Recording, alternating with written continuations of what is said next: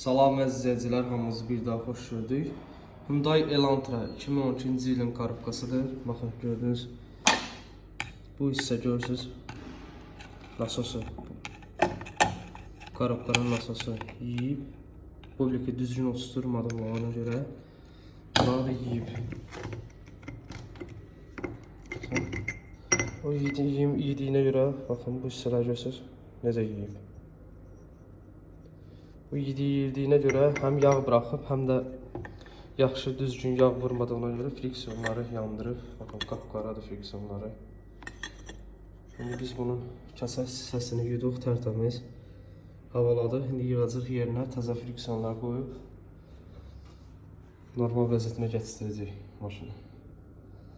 Korobkasını görürsünüz, korobkası pis gündür. Yemişəm korobkasını.